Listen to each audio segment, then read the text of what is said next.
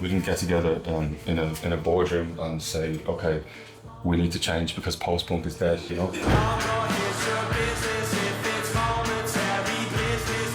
We changed a lot of the fundamental elements of how what we're doing is communicated, because we wanted to leave no doubt that this is a different chapter. I wouldn't say that this album is a statement, because I think it was written for fun, purely for the joy of writing. We incorporated different aspects organically into the songwriting process because it kept things lively for ourselves, you know? I wanna see you alone, I wanna shatter stone, I wanna bounce the bone, I wanna mess with it, I wanna live it and feel a whole crew in the seal, I want the preacher appeal, I wanna bless with it. Starburst definitely has a hip-hop vibe, yeah, for sure, yeah.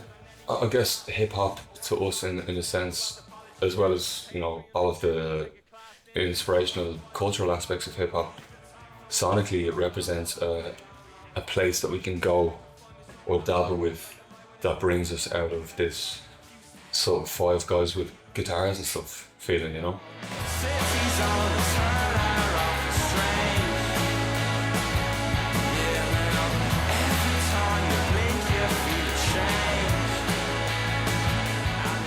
Part of the reason that we use strings on the record is, well, apart from the reason that they just fit the songs, is that we're influenced by a lot of music and cinema in particular. I've always had a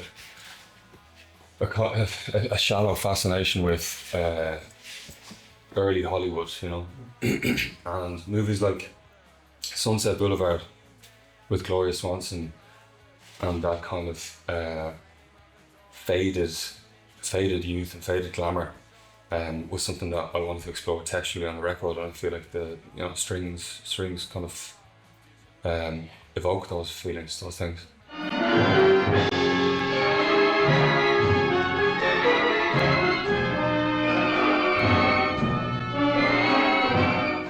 I think in many ways the dream that we were chasing collectively was more of an aesthetic dream, a visual dream. We spoke more about the feeling of Tokyo at 6 a.m. and the pigeons taking off in the morning as people went about their business, bleary-eyed, getting their breakfast on the streets, and things like that, movies. So if it was a song that sounded like it could exist in that world, then it sort of fit the criteria. Look who's just the newest clown, 35 hours coming down, and the sun shines on new pavement. To me, the fear is never about making something that people wouldn't like. It's making something that people who want us to make more of the same would like. To me, the great fear is inertia, creative immobility, stagnation, and death. I think in terms of commercial success, I think the idea of remaining where you are now is kind of an illusion. You know, it's not really as possible as people might think. Bands are kind of on a conveyor belt to being bigger, and the day that they stop getting bigger, they're getting smaller. And that's the way it really works in the music industry. So we kind of have to bank on getting bigger all the time.